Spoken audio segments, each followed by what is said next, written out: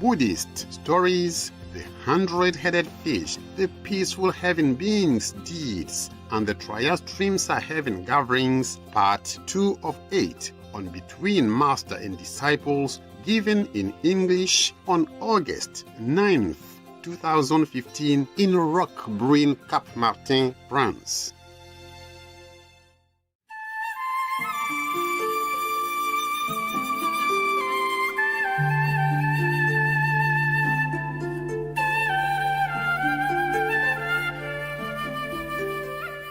So, on the bank of the river where the Buddha and the Sangha rested, on the way walking to the neighboring country, no wonder my eyes feel funny. So I put this one there, it's big.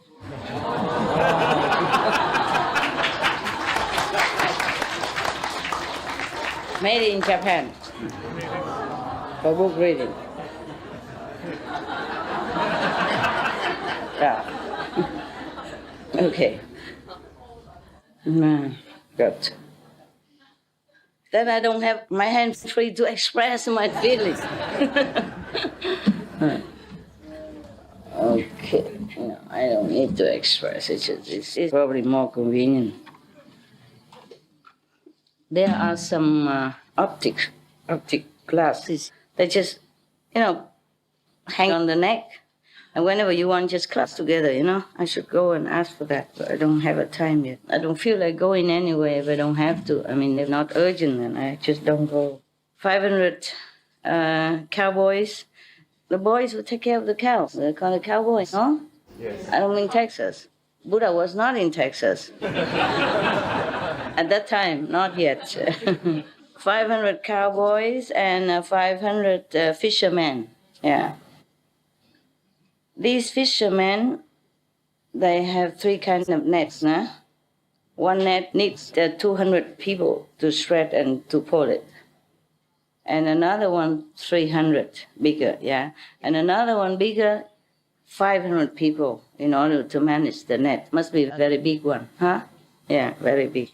The Buddha and the bhikkhus, many bhikkhus, he has a lot of bhikkhus, the monks, sitting also not too far from them. And at one time, suddenly they saw that certain 500 fishermen there could not be able to pour the net back up onto the shore. It was too heavy or something. And then these are 500 fishermen asked 500 cowboys to come and help them to pour together. And then saw 1,000 people in order to pull it up. And then they saw very, very, very great giant fish.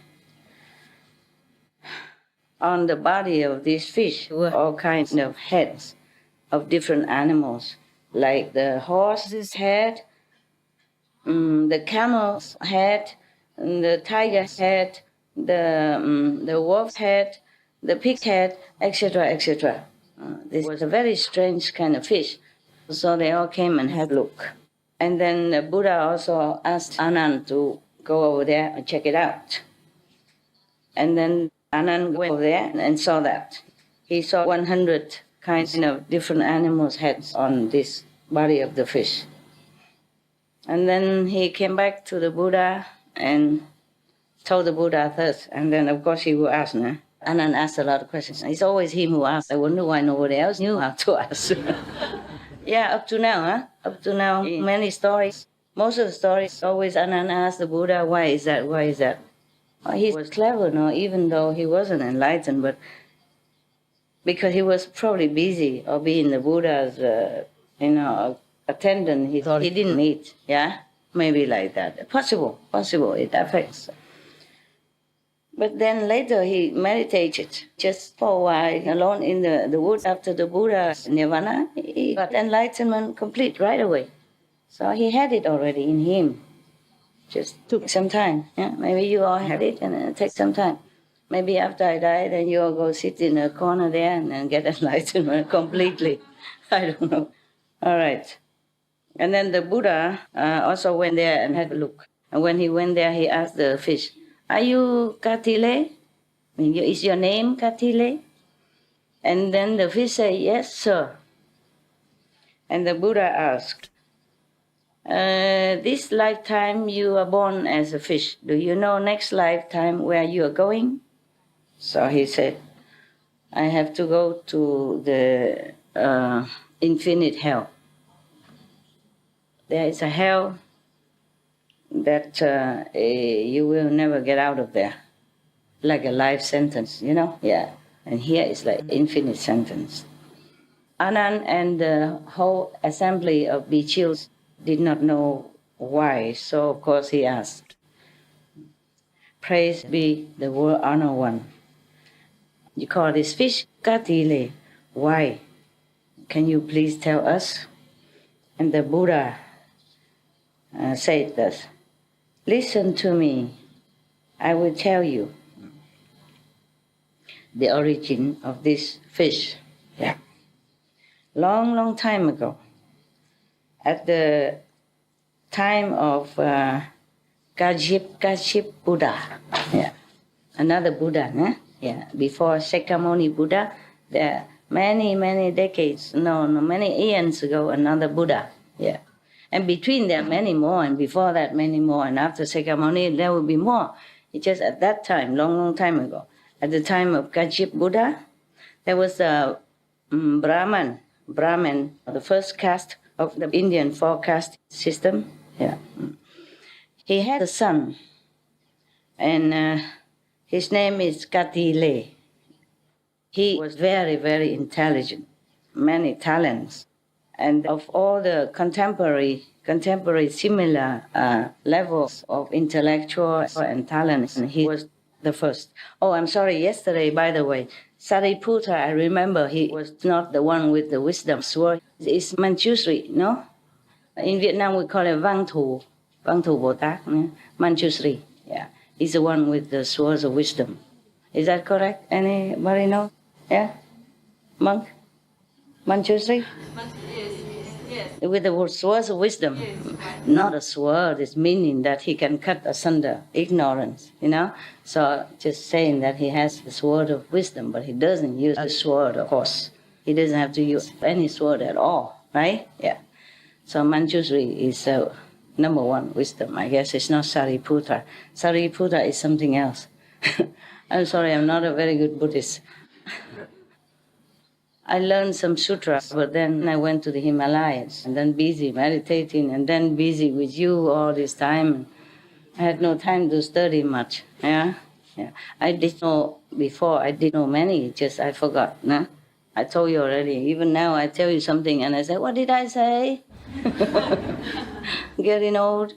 Maybe I knew. I just forgot. What is Sariputta? Here. What about Sariputta? Sariputta is The first one get enlightened? the wisdom. Attain the wisdom. He's the first attain the wisdom. Yeah, he's the first one, but he's not This with... is the life of Buddha, the cartoons I see in the The YouTube. cartoon. Yeah. Okay. So it's Manjushri. Manjushri is Vang Thu, huh? Is I Vietnamese here? Vietnamese Buddhist? Vang Thu Sư Lợi Bồ Tát. I think it's Manjushri. Maybe I read some more of the other sutra later to clear his name. But Sariputta is not like... it's not the one with swords of wisdom. Okay, at that time, this boy, Katile, was the best in the contemporary world at that time.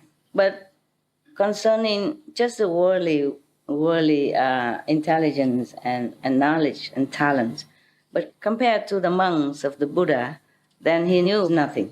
Yeah, he knew nothing about all this Buddhist teaching, of course. Okay.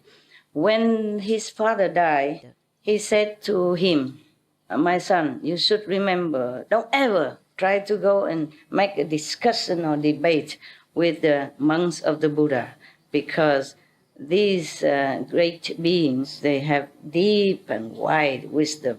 You can never compare. So don't dare even go near." All right. Okay. So after his father died, he was still in school, continued to study. And in the whole country, he was praised as He had eloquence, number one, in the whole country. But he never went out and tested his eloquence with the monks of the Buddha. And then his mother saw that this was one of his weaknesses. So she came and told him, "You are a very intelligent person and very highly educated. Who is better than you?" So the son said, Katile told his mother, praise mother, the monks of the Buddha are much, much, much better than I. So the mother asked, how better than you? In which way? And he said, praise mother. If anything I didn't understand or I didn't know, I came and asked them, any of them, then they explained to me very clearly and very easy to understand. But if they asked me anything, I could not answer. So I knew that I am nothing compared to them. Why don't you go there and learn with them? Learn the way they know things. Oh, mother, I am an ordinary lay person. If I go there and want to study with them, then I have to become a monk first. So how can I do that? Yeah. Hey, very easy. You just fake to be a monk. And then after you learn everything good already, then you come back to me. No harm done. Wow. Praise Mother. I will do that. After a while, he bought some clothes, wrapped around his body and bought a baking board. He went in there to the assembly to study with the monks. There were so many monks at that time with the Buddha, so nobody checked who is who. And as long as you shave your head and had a baking bowl and wear saffron robe, then everybody accepts you as a monk. So, of course, he was already very intelligent. After a while, he remembered everything inside. He learned everything, understood everything. Yeah. And then one day he went back home to have a visit with the mother. The mother asked him, "Did you study well already? Are you better than all the monks already?" Study well may be okay, but better than the monks must be dreaming. So they say, praised mother, beloved mother, concerning the education, I am the same as them. Meaning he learned everything from them already, so he thinks it's the same. But in the meditation, I am very, very low. Why? How do you know that you're low on meditation? Beloved mother, because meditation is very difficult. And it's not just sitting, but inside, must know the inside, have vision. And it's very mysterious and very deep. I try a lot, but I cannot do like them. I want to understand the meditation inside. I cannot go inside. I cannot penetrate the essence of meditation. It's not just sitting. Probably he didn't learn the initiation. You see, he just came in, but he didn't know that it has to go through initiation, not just being a monk. Yeah? No, he didn't know that. Yeah. And of course, if you meditate or you initiate it, you don't ask the sister nearby, are you initiated? How do you initiate? And even then, the sister won't tell you. This has to be with the Buddha or the appointed monks, in order to be initiated. Therefore, if we talk about this meditation or visions or whatever, inside, I'm always lost. I never won any discussion on this topic. Okay, the mother said, from now on, whenever you discuss anything with the monks and you have lost and they have won, then you just scream loudly, you just slander them, you just call them, you just, degrade them. Yeah, just to cover up, yeah. Okay, so the son asked the mother, "Mother, but all the monks, they are practicing compassion and mercy.